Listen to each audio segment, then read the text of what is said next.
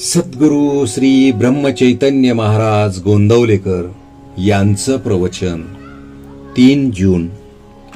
परमार्थ कसा साधेल? ज्याच्यापासून माया उत्पन्न झाली त्याला शरण जावे.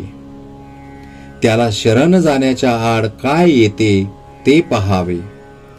करते पण टाका म्हणजे शरण जाता येते. माझेपणाने मिरविता आणि अभिमान कायम ठेवता मग भगवंताला शरण कसे जाता येईल? आपण संतांच्या दर्शनाला जातो आणि बायकोचे दुखणे बरे व्हावे असे म्हणतो, मग ते दर्शन खरे झाले म्हणायचे का? पोरा बाळांकरता बायको करता संतांकडे नाही जाऊ. संतांनी नामस्मरण करायला सांगितले, परंतु मुलगा वाचत नाही असे पाहिले की आपली रामावरची नामस्मरणावरची श्रद्धा उडते, म्हणजे मी विषयाकरिता नाम घेतो असेच झाले.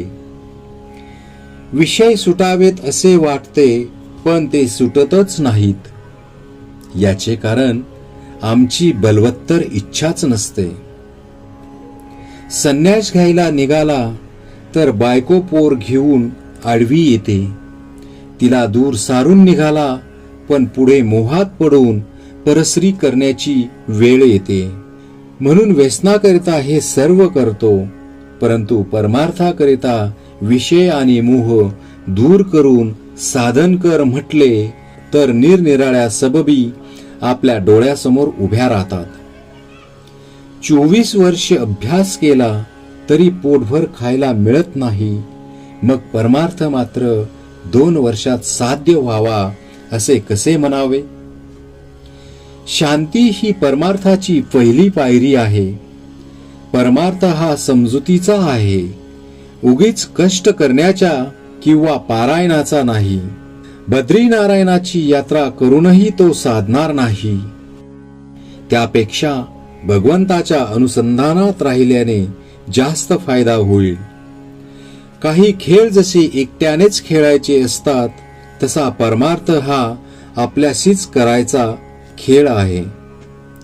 तो आपल्याशीच करायचा अभ्यास आहे. खेळात काही बाह्य साधन तरी लागते, पण या अभ्यासात त्याचीही जरुरी नसते. परमार्थ हा वृत्ती सुधारण्याचा अभ्यास आहे. आपला परमार्थ जगाला जितका कमी दिसेल तितका आपल्याला फायदेशीर आहे. जगातल्या मोठेपणात मुळीच सार्थक नाही.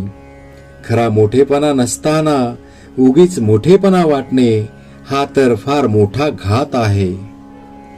अंतर्यामी स्थिर होणे, स्तरता येणे, सावधानता ठेवणे, दगदग सोडणे हाच परमार्थ होय. सतत आनंद मिळावा यासाठी प्रयत्न करणे याचेच नाव परमार्थ. जग काय म्हणेल म्हणून वागणे याचे नाव व्यवहार, आणि भगवंत काय म्हणेल म्हणून वागणे हाच परमार्थ. कर्तव्यात भगवंताचे स्मरण हेच परमार्थाचे सार. श्रीराम जय राम, जय जय राम.